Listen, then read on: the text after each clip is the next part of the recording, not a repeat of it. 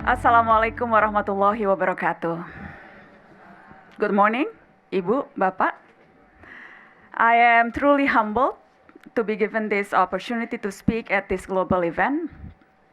I believe conferences like this are an important platforms for us women to share, to inspire, to empower each other, and for men to hopefully understand and work together with us. I want to start with this. My entrepreneurship journey started or began 2 years ago when we launched an omni-channel new media company called Narasi TV. It is after 17 years of building my professional career as a journalist, having my own program, and eventually becoming vice chief editor in a national TV station. I have to admit, these 2 years have not been easy. Entrepreneurship life is full of anxiety, challenges, tears even, and has also been 2 of the busiest, tiring years of my life. And this comes from someone who has covered national disasters, elections, and interviewing politicians almost every week for the last 20 years. So I'm sure you all get the picture. But I have to admit that these 2 years have also been the most fruitful. I grew and learned the most as a person, and more importantly, I feel that I can live by my passions and purpose, which is to inspire the youth and create a positive impact through media. And I truly believe that now is the era of women. The world is facing so many problems: climate change, corruption, inequality, religious conflicts, violence, and many, many more. The news seems to be more and more depressing every day. I believe it requires both men and women to work together to solve them. Women make up half of the population, so it is time for us to have a more active role in global development. And one of those roles is entrepreneurship. We have seen the rise of many women politicians and entrepreneurs around the world. Those women brought along a new wave of leadership with enthusiasm, warmth, responsibility to their approach. Yet, women continue to be underrepresented in entrepreneurship and business. For example, the latest research from Grant Thornton International about women in business states that only 29% of senior business positions globally are held by a woman, and only 15% serve in the top executive and C-level. My company, Narasi TV, was founded by 3 women, and when we started, more than 50% of our employees were female. Yes. And today, the ratio is still around 45%, so a little bit higher than from Alibaba, but actually, Lazada is much higher, right? 1/3 of it, so we have so much to learn from Lazada. And in the world, where women senior executives are the minority, Narasi TV C-levels have been all women. All women. The C-levels, the directors are all women, up until last month when we hired our first male executive. Yes. Bapak Ibu, in Narasi TV, we consciously and purposely include women issue in our content. We search for women figures and heroes and feature them in many of our programs to share their story and inspire other women. Please allow me to share 2 examples of the series that we produce. We call it Perempuan Kuat, which means strong women. First is a lady from a small fisherman village in Potere, Makassar, South Sulawesi, my hometown. The women in the village had to deal with domestic violence and uncertainty of their fisherman's husband income, gambling, and also a high dependency to loan sharks. Ibu Nur Aini, our hero in this story, was in her lowest when her husband suddenly passed away and she was left widowed with 3 children. She then founded Fatimah Az-Zahra, an organization focusing on empowering women, providing them with financial literacy and also skills to process seafood products. So instead of selling their husband's catch as it is, the wives now process them and produce ready-to-eat packaged seafood products such as fish flakes. Their fish flakes now distributed nationally in Indonesia. Another example that Narasi TV has produced in the series of Perempuan Kuat is the episode of Ibu Sri Ngesti from Bandungan, Semarang, Central Java. Bandungan is one of the central producers for vegetables and fruits, but unfortunately, sometimes the market price can be lower than its cost to grow those produce. This happens in 2002 when many of the farmers decided to leave their crops to rot because the selling price was not worth it. One of the main products is tomato, where Ibu Sri Ngesti realized that there are many unharvested tomato or unsold tomatoes being thrown away. She then researched and tried to create something out of those tomatoes. She eventually succeeded after many trials and errors and invented tomato candy. She branded Torakur. It eventually became a local delicacy of the region, where her business also employs young women and dropouts, greatly helping her community and village. Those are just the two examples of strong women among many that we have featured in our programs in Narasi TV. They are real-life examples and inspirations on how strong women are independent, does not give up, but yet support and empower other women. And yes, Bapak Ibu, women still face many barriers in entrepreneurship, both professionally and personally. The professional challenges are varied, from the lack of available mentors to dealing with access to funding, because venture capitalists tend to invest in their own tribe, which unfortunately is dominated by men. Thankfully, now we have more female investors like Melinda Gates and also female entrepreneur-centric funds working to solve these challenges. Another barrier is more personal, though I am blessed not to have to deal with this barrier. I grew up with supportive parents who always let my siblings and I always support us, always believe in what we do without stereotyping. I have 3 sisters and a brother, so 4 daughters and 1 son, and never ever we've been treated differently by my parents. And my husband, not only my biggest supporter, but also a believer and partner in my journey. So Alhamdulillah, I've been very lucky in that department.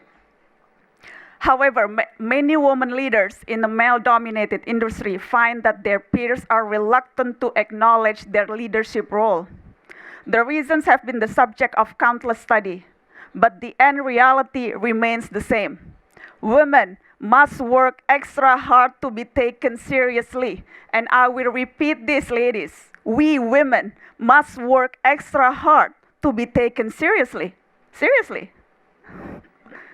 Sadly, a lot of women fall victim to these sexist attitudes, the doubts, and unstated but obvious reservations in some of our colleagues and even families can be ingrained in our heads. The issue of self-doubts, insecurity can build up and block us from reaching our full potential. I have dealt with these issues as well with my peers, my female peers, and we work hard to overcome it.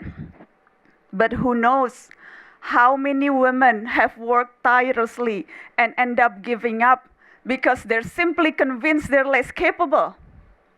That's why I believe that it is crucial that women help each other. I was once asked what a strong woman is, and I answer, she is a woman who does not only achieve something for herself, but also those who support other women. It is so unfair that female entrepreneurs are taken less serious, especially when we are actually the ones that are often under pressure to balance both business and family. If you are a mother, you are judged in both worlds. We have dual responsibilities to balance what our company can achieve and manage our role as a mother.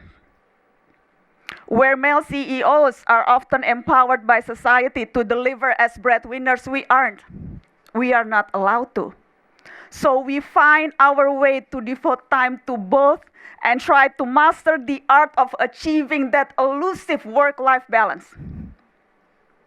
Therefore, it is very understandable that female leaders are afraid of failure, not just for ourselves, but also on behalf of our gender.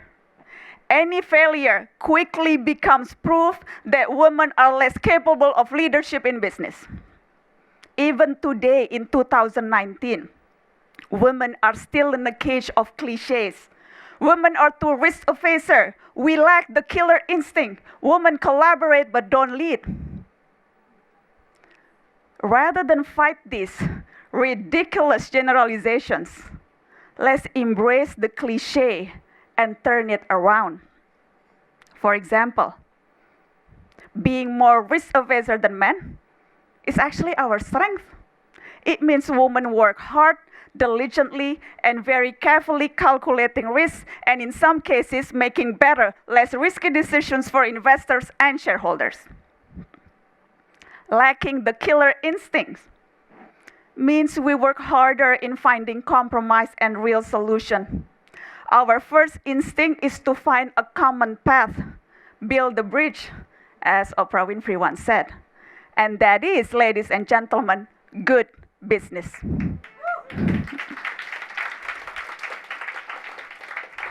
Sadly, even when we succeed, we still face criticism when we don't do it perfectly. And when we do it with perfection, we are hesitant to show the world that we made it, that I've made it. Studies have shown that a lot of women are afraid of their own success. Instead of being proud, they feel like they have to apologize because their success can be seen as a threat. Our ambition is not normal. It's against traditional values, they say. Women who work hard are often seen as being selfish rather than praised for having vision. Female leaders who are highly ambitious might be judged as arrogant, and those who speak loudly about their success are avoided even by their fellow women. And this is what we need to change. We need to create more female entrepreneurs and leaders. Let's give these qualified women the tools they need: information, capital, knowledge, and mentorship. When we talk about closing the gender gap in entrepreneurship, very often we are preaching to the already converted. Convincing ourselves is good, but we need men to be part of the conversations and act accordingly. And as for women who are on top of the entrepreneurship world, like most of you here, we should all provide a supportive community for each other. Instead of seeing other female leaders as competitors, our success as female entrepreneurs must be shared by helping other women who are struggling, or better still, push those with huge potential. Successful female leaders help smash the cliche and open the pathway for success for others.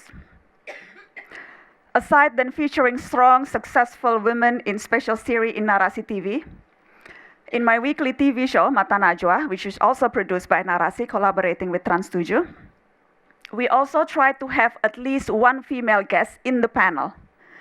It is important to have a female voice and perspective in every discussion.